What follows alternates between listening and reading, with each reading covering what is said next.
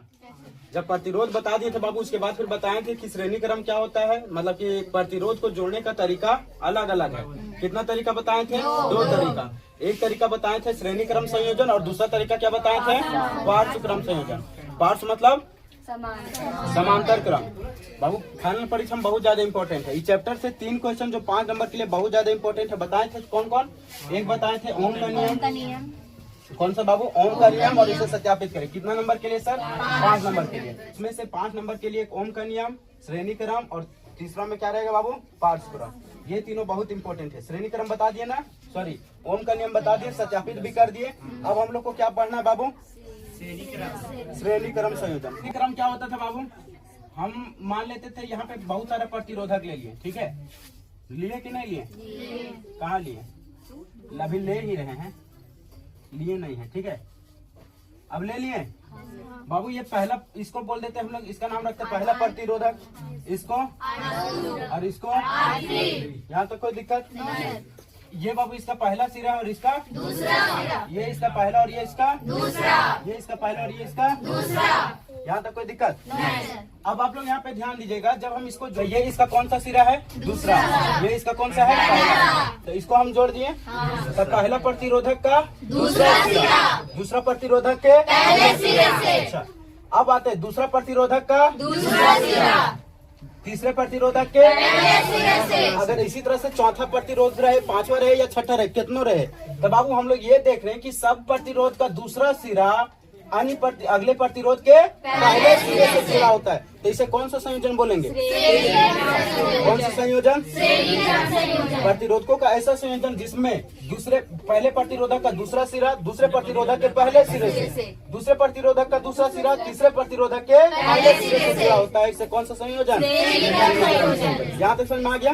अब सर इसके लिए समतुल्य प्रतिरोध के लिए ना हमको मान निकालना रहता है बाबू। बनाते हैं। ये कौन सा प्रतिरोधक? ये कौन सा? दूसरा। ये कौन सा? तीसरा। तीसरा प्रतिरोधक। इसको हम लिख लेते हैं R। एक हम क्या तैयार करें बाबू? विद्युत परिपथ। क्या तैयार करेंगे? विद्युत परिपथ, ठीक है? तो विद्युत परिपथ में हम बैटरी जोड़ देते हैं कि नहीं जोड़े? जोड़ दें।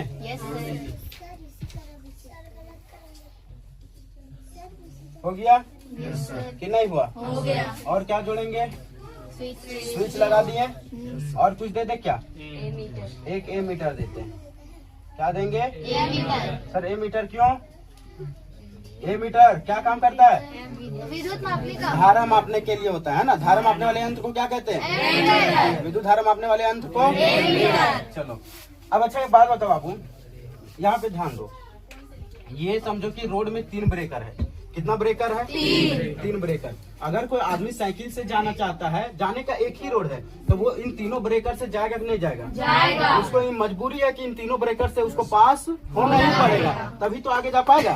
अगर 2 रोड रहता तो उसके पास एक ऑप्शन होता कि हम इसमें नहीं जाएंगे, लेकिन क्या ऑप्शन है? नहीं। तो बेचारा विद्युत धारा बाबू जा रहा है छठ पूजा मनाने। क्या करने जा रहे हैं? छठ पूजा मनाने। अब जब जा रहे हैं बाबू, तो क्या इसके पास केवल एक ही रास्ता है?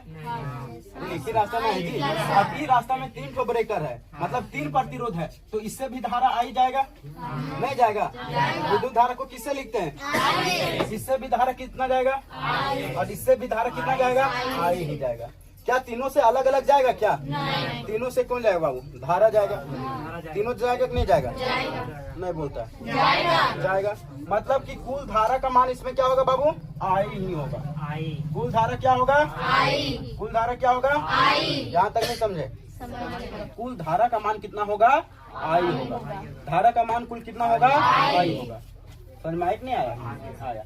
अच्छा, क्या विभवांतर का मान यहाँ पे कितना होगा? विभवांतर का मान बताइए बाबू।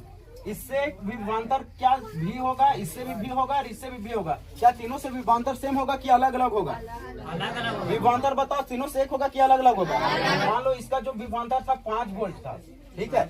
अब यहाँ से यहाँ पे गएगा बाबू, तो अब बताओ यहाँ पे थोड़ा कम काम करना पड़ा, अब यहाँ पे जाएगा थोड़ा अधिक नहीं करना पड़ेगा? करना पड़ेगा कि नहीं पड़ेगा?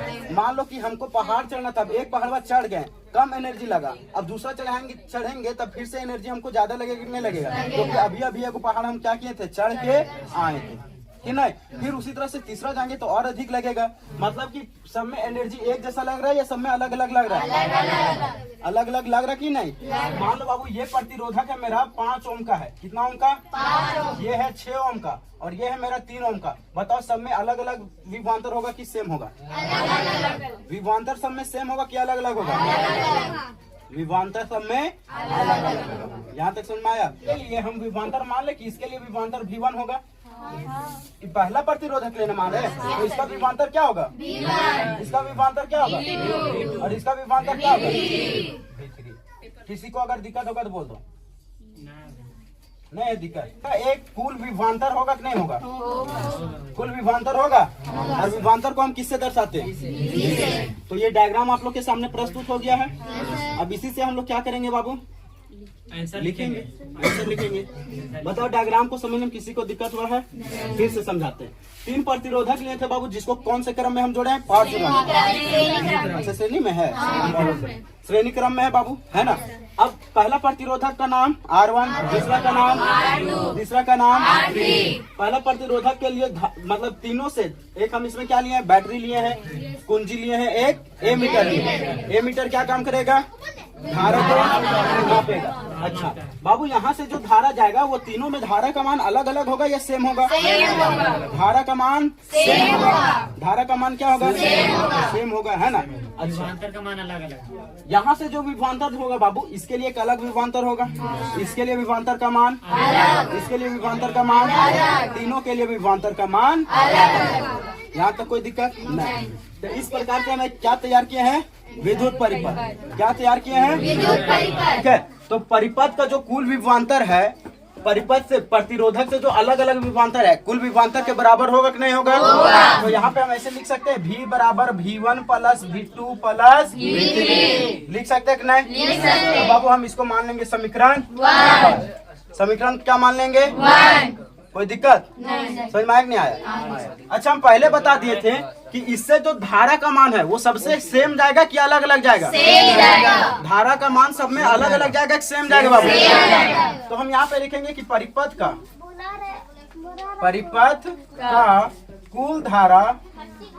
कुल धारा क्या होगा बाबू? सेम। कुल धारा I है तो प्रत्येक प्रतिरोधक से धारा I ही प्रवाहित होगा।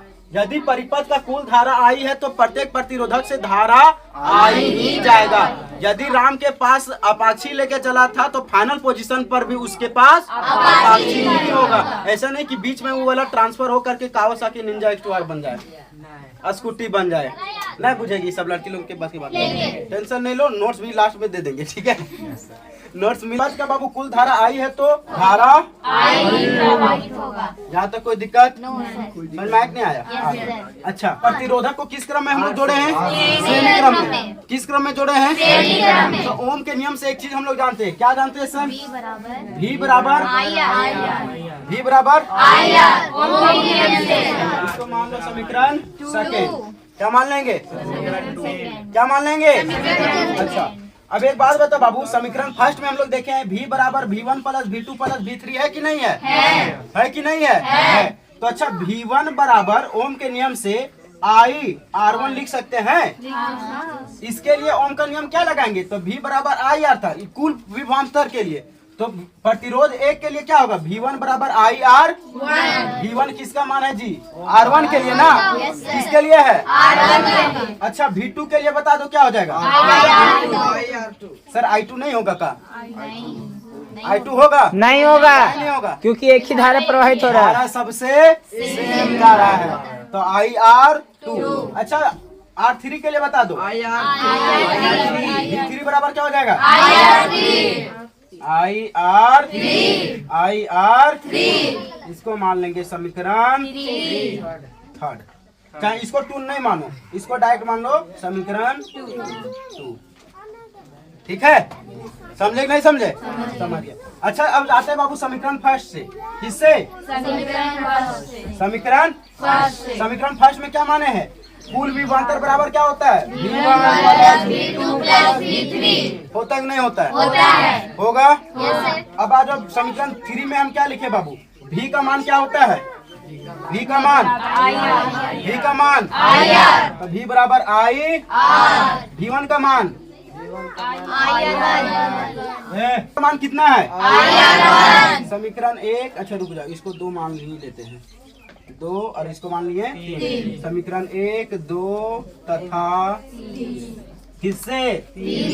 3 से। ठीक है। भी का मान समीकरण 2 में क्या था? क्या था? IR।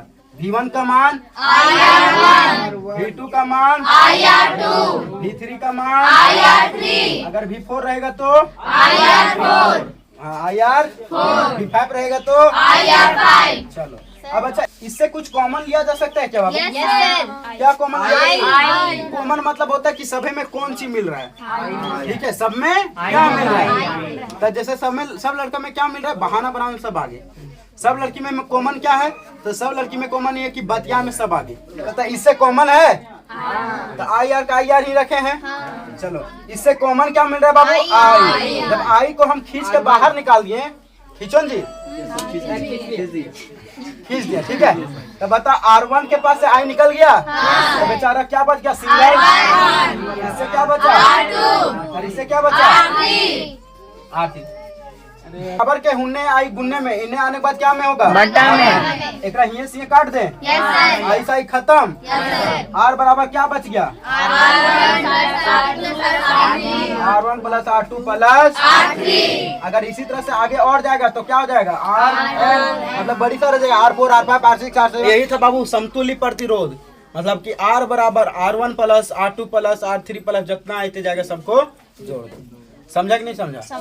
तो ये था श्रेणी क्रम संयोजन। बुझा?